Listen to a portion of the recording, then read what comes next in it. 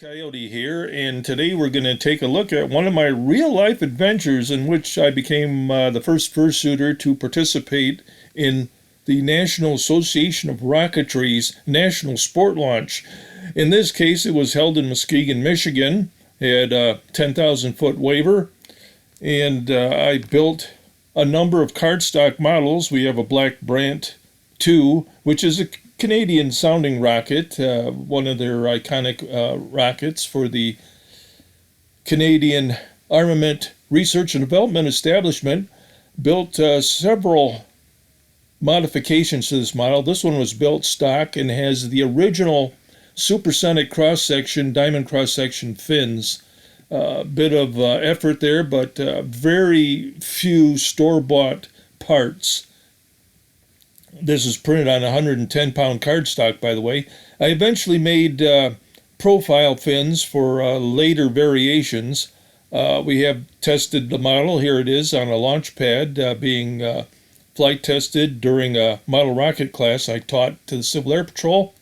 Now we have first motion on a rocket that has the profile fins. We laminated these with origami paper and gave the model several clear coats of Krylon clear spray.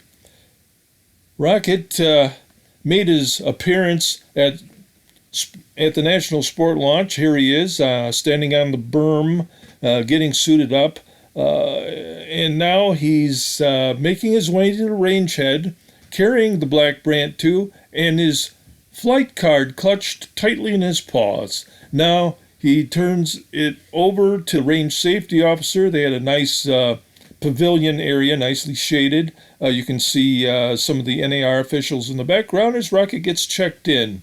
The model checks out, and we will see Rocket positioning the model at the low power array on the launch pin. Required some help getting those igniter leads connected. Now, Rocket has, he's kind of jinxed. Under normal circumstances, the rocket would return under parachute like this and land on dry land as you see in these slides. But as luck would have it, which is not always good for Rocket, the model sought out a body of water, in this case a drainage ditch, about 100 yards behind the range head to the north of the setup out there. And they had one of these convenient fiberglass poles with a hook on the end, which Rocket made use of. Here we see our scruffy coyote rocket scientist retrieving his prized model, not necessarily to restore it, because the model is pretty much ruined. I mean, it's held together with white glue, and it's not going to last. The parachute is worth more than the model, so we wanted to get that back. Later on, Rocket got into some hijinks. Here he is. He's about to swipe this very cherry fiberglass Hojo model, Honest John. Rocket's owner went on to become one of the top 5 model rocketeers in the country in number of motors burned and number of models flown. We see the stats here, and now we see another page from Sport Rocketry magazine covering that event. He's the one holding the Saturn V.